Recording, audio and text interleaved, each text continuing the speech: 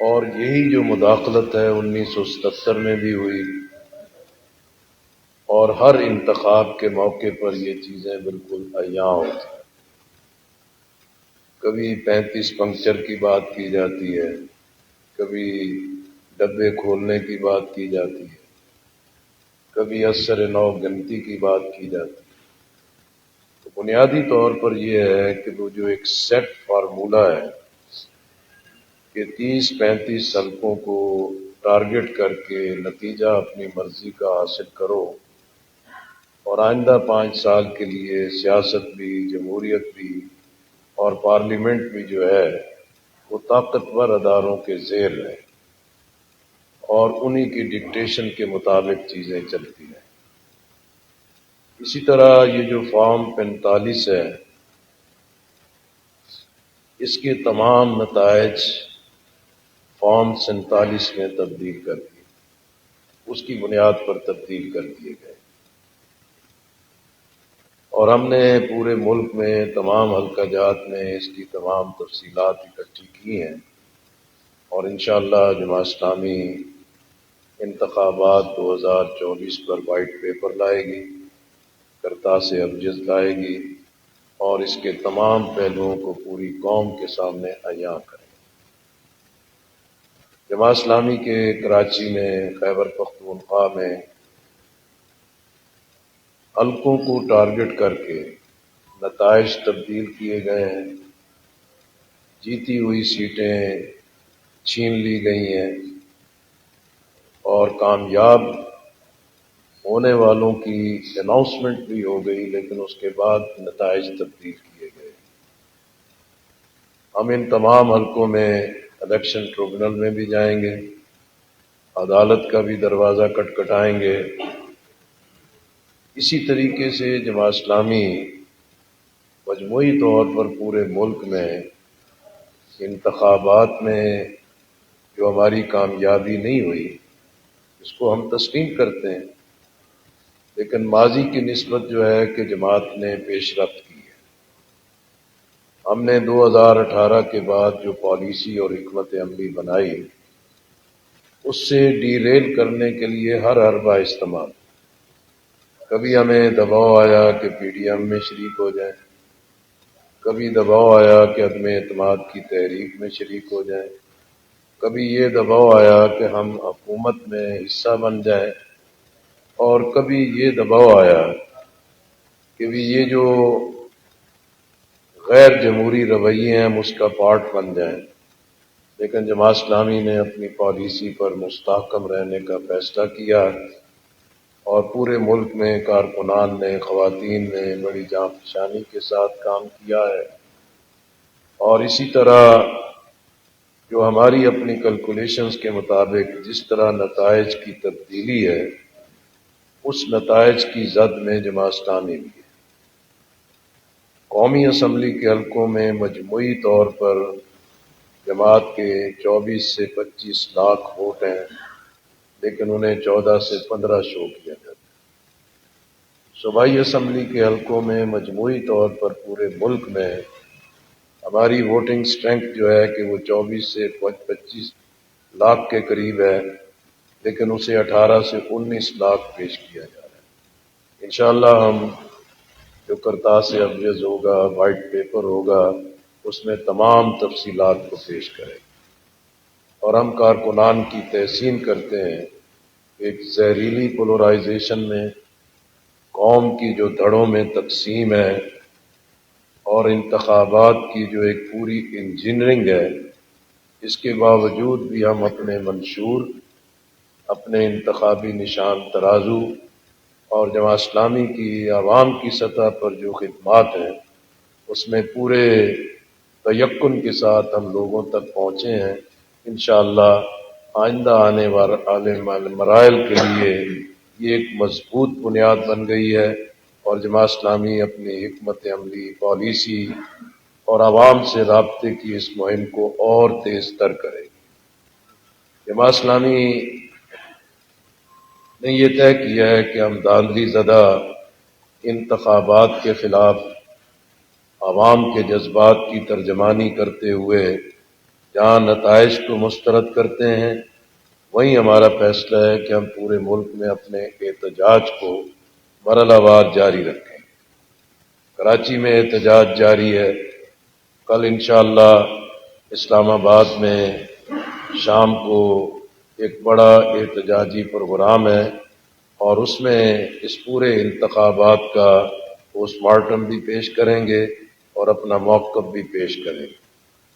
اور ہم سمجھتے ہیں کہ اب یہ وقت آ گیا ہے کہ ملک کو ایک صاف، شفاف اور غیر جانبدارانہ انتخابات دلانے کے لیے سیاسی اور جمہوری قوتیں لانگ ٹرم حکمت عملی اختیار کریں، اور اس مقصد کے لیے جماعت اسلامی نے طے کیا ہے کہ ہم ملک میں جمہوریت کی حفاظت، آئین اور قانون کی فرما روائی، جمہور کے ووٹ کے حق کی حفاظت کے لیے اور غیر جانبدارانہ انتخابات کے انعقاد کے لیے ہم قومی قیادت سے بھی رابطے کریں گے اور تمام جمہوری قوتوں سے بھی رابطے کریں گے، اور ملک بھر کے جو دانشور طبقات ہیں ان سب سے بھی رابطے کریں گے تاکہ پوری قوم کو متحرک کیا جائے۔ اور یہ جو اب دیوار پر لکھا ہے کہ انتخابات کی کیا انجینئرنگ ہوتی ہے، اس کے نتائج کہاں مرتب ہوتے ہیں، عوام سے ان کا جو حق چھین لیا جاتا ہے، اس کے مقابلے کے لیے عوام ہی طاقت ہے اور عوام کو ہی انشاءاللہ ہم متحرک کریں گے۔ اسی طرح یہ جو اسٹیبلشمنٹ کی مداخلت ہے، یہ تنہا کچھ نہیں کر سکتی۔ جب پاکستان میں ایک کلب بن گیا ہے جس میں ہوس اقتدار میں مبتلا نام نہاد جمہوریت کی دعوت دار جماعتیں بھی اور لیڈرز بھی شامل ہیں، بڑے بڑے جاگیردار اور وڈیرے بھی اس کا پارٹ ہیں، بڑے سرمایہ دار اور صنعت کار بھی اس کا حصہ ہے، اسی طرح دینی محاذ پر بھی بہت سارے ایسے طبقات ہیں کہ جو اس کلب کا پارٹ ہے۔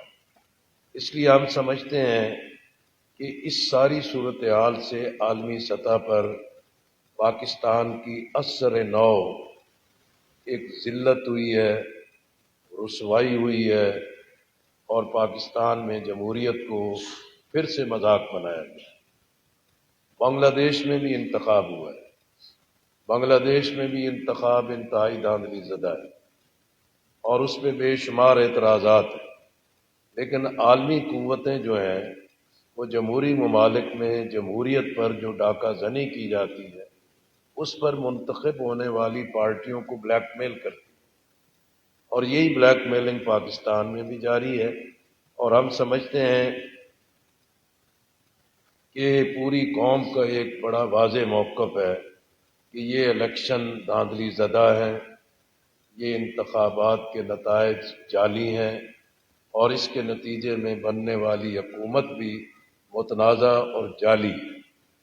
اور اسی لیے ہمارا مطالبہ ہے کہ الیکشن کمیشن آف پاکستان ایک غیر جانبدارانہ انتخابات کے انعقاد میں ناکام ہوا ہے۔ چیف الیکشن کمشنر دباؤ کے سامنے ریت کی دیوار ثابت ہوئے ہیں، ان کو کوئی حق نہیں پہنچتا کہ اس منصب پر قائم رہیں، وہ مستعفی ہیں۔ اسی طرح جو نگران وزیر اعظم ہیں ان سے ہمارا مطالبہ ہے کہ وہ سپریم کورٹ میں ریفرنس دائر کرے کہ جس کی بنیاد پر عدالتی کمیشن بنے جو 2024 کے انتخابات کا پورا ایک جائزہ اور ہر اعتبار سے اس کی پڑتال کرے۔ اسی طرح نگران حکومتیں جو ہیں وہ بھی انتخابی نتائج کی تبدیلی کے لیے ایک مکروہ کھیل کا حصہ بنی ہے اور اعلی کار بنی ہے، اور عملاً نگران حکومتیں جو ہیں وہ پاکستان کو ایک شفاف اور غیر جانبدارانہ انتخابات دینے میں ناکام رہیں۔ نگران حکومتوں کے قیام کے لیے جو پاکستان کی آئین میں ترمیم کی گئی، 58(2)B کا جو آئین کا آرٹیکل تھا اس کو ختم کیا کہ ملک میں پائیدار جمہوریت کے لیے نگران حکومتیں ہوں، لیکن یہ مسلسل عمل بتا رہا ہے کہ نگران حکومتوں کی تقرری کے وقت بھی دھوکہ دہی ہوتی ہے، اور نگران حکومتوں کے چلنے اور چلانے میں بھی ایک بڑی مداخلت ہوتی ہے، اور یہ بے بس نگران حکومتیں جمہوریت کے لیے مزید نقصان کی باعث بن رہی ہیں۔ اس لیے میں سمجھتا ہوں کہ آئندہ کے مراحل میں جمہوری قوتوں کو پارلیمنٹ میں بحث کے ذریعے اس پورے ڈیزائن اور اس پورے مقصد کو اثر نو دیکھنا ہوگا۔ اسی طرح ہم سمجھتے ہیں کہ اب یہ وقت آ گیا ہے کہ بھی قومی جمہوری قیادت جو ہے کہ اب ہوش کے ناخن ہے، اور محض اقتدار کی ہوس میں کبھی کوئی لاڈلا بن جائے، کبھی کوئی لاڈلا بن جائے، اور کوئی ممبری اور اقتدار کی خاطر تمام شرائط کو تسلیم بھی کر لیں، تو یہ پاکستان کے لیے ایک بہت ہی، اور ایٹمی صلاحیت کا جو پاکستان ہے اس کے لیے ہر آنے والا دن مزید مشکلات پیدا کر رہا ہے۔ اور میں ایک عرصے سے اسی بات کو بار بار دہرا رہا ہوں کہ ماضی کے تمام تجربات اس چیز کی نشاندہی کرتے ہیں کہ قومی قیادت، نیشنل لیڈرشپ، جمہوریت کے دعوے دار اپنی غلطیوں کو تسلیم کریں، اپنی غلطیوں سے رجوع کریں، قومی ترجیحات پر ڈائلاگ کا دروازہ کھولیں، سیاست کو انتقام کی سیاست نہ بنائیں، سیاست میں ایک وقار، تہذیب اور شائستگی لائی جائے، اور قومی ترجیحات پر کم از کم ایجنڈے پر قومی قیادت کو اکٹھا ہونا چاہیے۔ اور انشاءاللہ جماعت اسلامی اگلے مراحل میں ہم نیشنل لیڈرشپ کے ساتھ رابطے بھی کریں گے، اور 2024 کے انتخابات کا جو پورا تناظر ہے اسی کے نتیجے میں انشاءاللہ ہم ان کے ساتھ ایک مکمل اور پوری بات بھی کریں گے۔ اسی طرح یہ جو صورتحال ہے کہ بھی ملک ایک خوفناک پولرائزیشن اور پاور پالیٹکس کی کشمکش میں مبتلا ہے، اور اسی طرح حکومت حاصل کرنے والے جیسے تیسے حکومت حاصل کرنے کے لیے ہر تگ و دو کر رہے ہیں، اور ہم سمجھتے ہیں کہ یہ پورا ایک جو گریٹ گیم عدم اعتماد کی تحریک سے پہلے سے جاری تھا، یہ اسی کا ایک مرحلہ وار ہے کہ جو چیزیں اپنے اختتام کی طرف جا رہی ہیں۔ قوم دیکھ لے گی کہ یہ جو انتخابی مہم میں بھی ایک نورہ کشتی تھی، اور حکومت سازی میں بھی ایک نورہ کشتی ہے، یہ سب کے سب اقتدار کے فیڈر کے بغیر نہیں رہ سکتے۔ ان سب کے سیاسی جان جو ہے کہ وہ اقتدار کے طوطے میں، اور یہ سب اقتدار میں حصے دار بنیں گے اور اپنی پسند کے مطابق اپنی تمام چیزوں کی تکمیل کریں گے، لیکن یہ بات بالکل واضح ہے کہ بھی یہ ایک کمزور حکومت ہوگی، متنازع حکومت ہوگی، بلیک میل ہوتی رہے گی، پاکستان کے عوام کے مسائل اور مشکلات بڑھیں گے اور انہیں پوری قوم کی مزاحمت کا سامنا کرنا پڑے گا۔ لیکن اس صورتحال میں عملاً کشمیر میں مظالم کو بلا دیا گیا ہے، غزہ میں، فلسطین میں، ارض انبیاء میں قبلہ اول کی جو صورتحال ہے اس کو بالکل نظر انداز کر دیا گیا ہے۔ ہم آج اسی بات کو سمجھتے ہیں کہ کشمیری اسی چیز کے منتظر ہیں کہ پاکستان کی قیادت اپنے مسائل سے کب نجات پائے گی اور ان کے لیے آزادی کا سورج طلوع۔ غزہ اور فلسطین کے عوام پاکستان سے بے پناہ توقعات رکھتے ہیں، ان کی امداد کے لیے بھی ایک بڑا کام کیا جا رہا ہے۔ الخدمت فاؤنڈیشن ایک بڑی جاں پہچانی کے ساتھ کام کر رہی ہے، لیکن یہ دونوں ایشوز ہیں کہ جس پہ قومی قیادت کو اتفاق رائے پیدا کرنا چاہیے، کشمیریوں کو بھی، فلسطینیوں کو بھی ایک مضبوط پیغام ملنا چاہیے۔ ہم کشمیریوں اور فلسطینیوں سے اسی یکجہتی کا اظہار کرتے ہیں کہ جماعت اسلامی ان کو تنہا نہیں چھوڑے گی۔ ہم ان کے لیے آواز پہلے بھی منظم کرتے رہے ہیں اور آواز کو مزید مؤثر اور منظم بنائیں۔ اسی طرح عام آدمی اس پوری صورتحال میں مہنگائی، پیداواری لاگت میں جو مسلسل اضافہ ہے، اور چوری چھپے جو ہے کہ بجلی کے قیمتوں میں اضافہ، پیٹرول کی قیمتوں میں اضافہ، گیس کی قیمتوں میں اضافہ، ایل پی جی کی قیمتوں میں اضافہ، پیداواری لاگت اس قدر ناقابل برداشت ہو گئی ہے کہ آئی ایم ایف کے پاس پھر جانے کے سوا کوئی چارہ نہیں۔ آئی ایم ایف کی شرائط عوام پر تو منتقل کی جا رہی ہیں، لیکن جو غیر ترقیاتی اخراجات ہیں، جو عیاشیاں ہیں، جو ایک قوم کا خون چوسا جا رہا ہے، وہ ایک بگڑا اشرافیہ اس کو تبدیل کرنے کے لیے تیار نہیں ہے۔ اس لیے آنے والے حالات عوام کے مسائل کے حل کے لیے بھی بے پناہ اہمیت رکھتے ہیں، اور جماعت اسلامی انشاءاللہ اپنی اسی جد و جہد کو اور تیز کرے گی، اور ملک کے اندر سیاسی استحکام کے لیے ہم اپنا کردار ادا کریں۔ پی ٹی آئی کی طرف سے جماعت اسلامی سے رابطہ کیا گیا تھا، اور امیر جماعت اسلامی جناب سراج الحق صاحب نے اپنی قیادت کے ساتھ بھی اور فورمز کے ساتھ بھی مشاورت کی تھی، اور ہم نے اس رابطے کا خیر مقدم کیا کہ اگر پی ٹی آئی کے آزاد ارکان جو ان کے حمایت یافتہ ہیں، انہیں ایک پارٹی پروٹیکشن کی ضرورت ہو، اگر انہیں اپنے مینڈیٹ کے تحفظ کی ضرورت ہو، اور اپنے مینڈیٹ کی بنیاد پر ریزرو سیٹیں کلیم کرنے کی ضرورت ہوگی، تو جماعت اسلامی غیر مشروط ان کے ساتھ تعاون کرے گی۔ غیر مشروط بنیادوں پر ہم ان کو فیسیلیٹیٹ کریں۔ نہ ہماری قومی سینٹ یا صوبائی اسمبلیوں کی ممبری کی کوئی ڈیمانڈ ہے، ہم صرف عوام کے مینڈیٹ کا احترام چاہتے ہیں، اور سیاسی ورکر نے نامساعد حالات میں جتنی محنت کی ہے اس کا ہم قدر چاہتے ہیں، اور ہم اس کا احترام چاہتے ہیں، اور اسی بنیاد پر پی ٹی آئی کی تمام قائدین کے ساتھ ہمارے مذاکرات بھی، گفتگو بھی جاری رہے، لیکن آخری مرحلے پر انہوں نے پھر اپنے موقف کو تبدیل کیا کہ وہ صرف خیبر پختونخوا کی حد تک یہ تعاون کرنا چاہتے ہیں، پھر وہ بھی بدل گئی۔ لیکن ہم سمجھتے ہیں کہ ہماری تو ایک خیر خواہی تھی، جمہوریت کی خاطر، عوام کے مینڈیٹ کے احترام کی خاطر، اور پی ٹی آئی کو یہ مکمل اختیار ہے کہ وہ اپنے حقوق کے تحفظ کے لیے جو بھی فیصلہ کرے، یہ ان کا ثواب دید ہے، اور ان کے فیصلوں کا ہم خیر مقدم کریں گے۔ ہماری پیشکش مخلصانہ بھی تھی، غیر مشروط تھی، اور اس چیز کے لیے اگلے مراحل میں بھی ملک کو بحرانوں سے نکالنے کے لیے ہمارے رابطے موجود رہیں گے۔ بہت شکریہ۔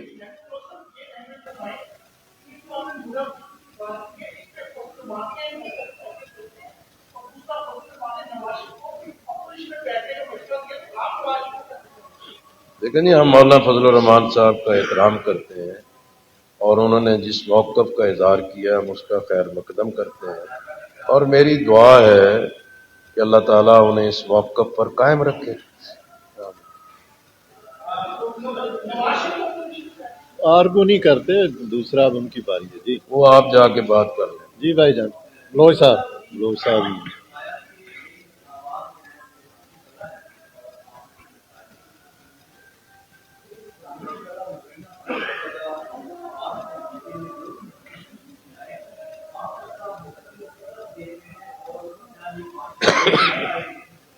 لیکن جی 2013 میں بھی الیکشن دھاندلی زدہ تھے، حکومت وہ بھی متنازع تھی۔ 2018 کے الیکشن بھی دھاندلی زدہ تھے، وہ حکومت بھی متنازع تھی۔ وہ 5 سال چل گئی ہے، یہ 5 سال بھی چل جائے گی۔ یوسف رضا نہیں ہے تو راجہ پرویز آ جائے گا، اپنا نواز شریف نہیں ہے تو شاہد خاقان آ جائے گا، شہباز شریف نہیں تو کوئی اور آ جائے گا۔ لیکن جو ذلت اور رسوائی جمہوریت کی، پارلیمنٹ کی، اداروں کی ہے، وہ اور تباہی کی طرف جائے گی۔ اس لیے میں سمجھتا ہوں کہ اس کو محض ایک محدود تجزیے کے ساتھ نہیں، ایک براڈر سینس میں دیکھیں کہ جو ایک طویل مدت سے کھیل جاری ہے۔ جیسے میں نے پہلے کہا، جو اقتدار کی ہوس رکھنے والی جماعتیں ہیں، جو ہر 5 سال کے بعد ایک نئی اعلیٰ کاری اور سہولت کاری کے لیے تیار رہتی ہیں، تو اس لیے محض اسٹیبلشمنٹ تنہا نہیں، یہ پورا کلب جو ہے کہ وہ اس کا پورا ذمہ دار ہے، قمر صاحب، اور اس کا علاج بھی سیاسی قوت اور سیاسی قیادت کے پاس ہے۔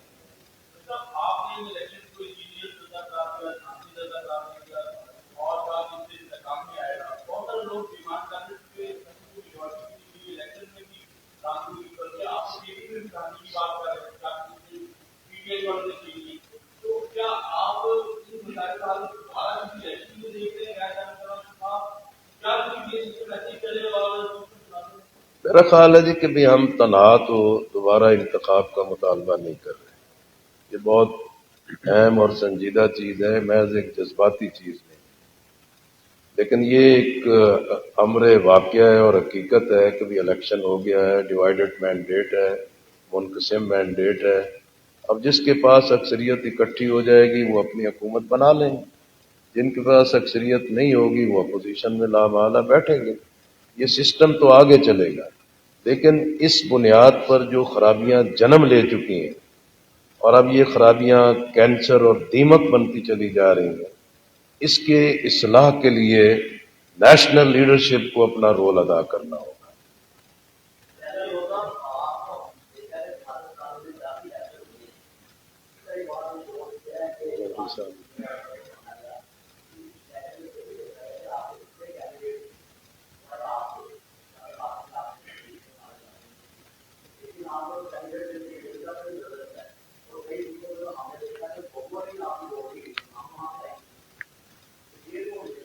دیکھیں نا جی، میں نے تو کہا ہے کہ بھی نتائج کے بارے میں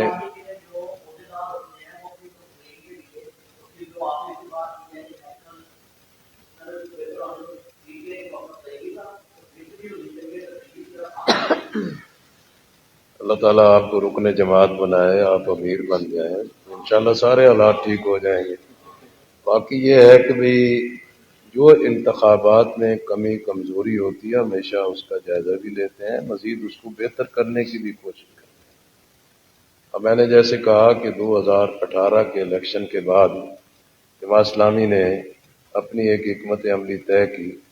اس حکمت عملی کو ڈیریل کرنے کے لیے بھی بہت پریشر ہے، لیکن ہم اپنے موقف پر قائم رہیں. اب الحمدللہ جماعت اسلامی کی تنظیم کو، کارکنان کو، امیدواران کو یہ تعین ہو گیا ہے کہ ہم اس پالیسی پر قائم ہیں. آئندہ بھی انہوں نے الیکشن میں جانا ہے، اور جو عوامی رابطے میں ایک کمی رہی ہے انشاءاللہ ہم اس کو پورا کریں گے. قاسم صاحب، قاسم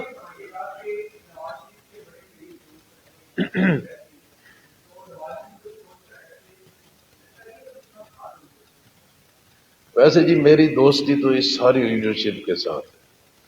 1985 سے اب تک جتنے بھی لیڈر ہیں، پارٹیاں ہیں، اسمبلیوں میں ہم اکٹھے رہے ہیں.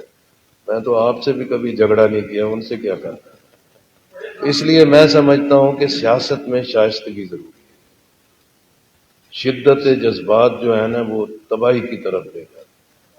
میں عمران خان صاحب سے بھی ہمیشہ یہی بات کہتا تھا، ان سے اچھا تعلق، کہ نیشنل لیڈرشپ کے بارے میں تلخ باتیں نہ کریں. سیاست میں یہ تلخی اس انتہا پہ نہ لے کے جائیں. یعنی ایک دفعہ ہم نے دیکھا بھی اصغر خان تحریک استقلال کے سربراہ تھے، بھٹو نے ان کے خلاف باتیں کی. وہ اس قدر برہم ہوئے، انہوں نے کہا کہ میں بھٹو کو کوہالہ کے پل پہ اپنے ہاتھوں سے پھانسی دوں گا. لیکن جب حالات بدلے تو وہی اصغر خان صاحب تھے جو بھٹو کو بچانے کے لیے تحریک کا حصہ تھے. اس لیے قومی قیادت کو سیاست میں اختلاف رکھنا چاہیے، شائستگی برقرار رکھنی چاہیے، اسے ذاتی انتقام نہیں بنانا چاہیے. یہ چیزیں ختم نہیں ہوتی، پھر سامنا کرنا پڑتا ہے. تو اس لیے ہم سب کا احترام کرتے ہیں، لیکن ہر پارٹی کی اپنی سیاست ہے، ہماری اپنی سیاست اور اپنا موقف ہے. قاسم صاحب پھر آپ.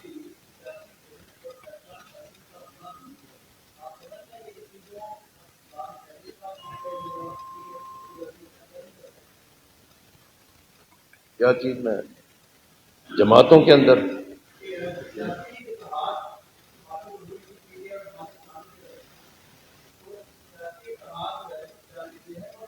اصل میں یہ میڈیا میں دو تین باتیں بہت طاقت سے بیان کی جاتی ہیں. آپ طاقتور ہیں، سارے لوگ مان لیتے ہیں. ایک الیکشن ہوتا ہے پھر کہتے ہیں مڈ ٹرم الیکشن. کوئی دستور میں مڈ ٹرم ہے ہی نہیں. اسی طرح بات چیت کو فوراً آپ اتحاد بنا دیتے ہیں، اتحاد ہوتا بھی نہیں.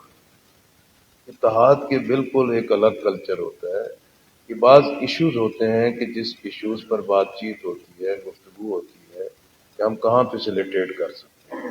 تو اس پوری گفتگو میں پی ٹی آئی کے ساتھ نہ اتحاد بنانا پیش نظر تھا. ایک محدود وقت کے لیے تھا کہ وہ فیسیلیٹیٹ ہو جائیں، اگلے 2 ہفتے میں 3 ہفتے میں ان کی الیکشن کمیشن کی اپنی ریکوائرمنٹس پوری ہو جائیں تو وہ واپس اپنی پارٹی میں چلے جائیں گے. اس لیے یہ ایک محدود چیز ہے. یہ تو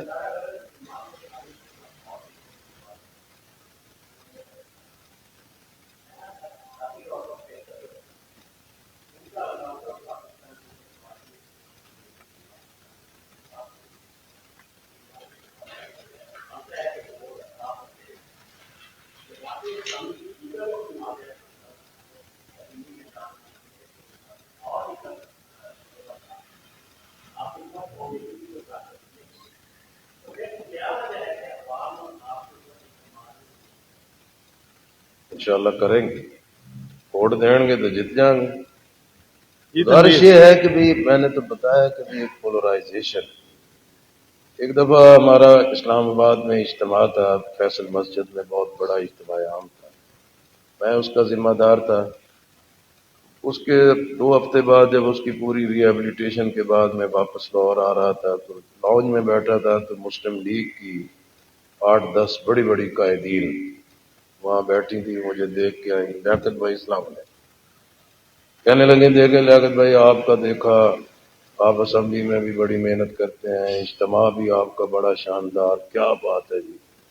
خواتین اتنی ہزاروں لیکن کوئی نہیں لڑ رہی، کوئی جاٹا نہیں پڑ رہی، ہر کوئی ایک دوسرے ٹھیک ہے کہ تعریفیں کرتی ہیں.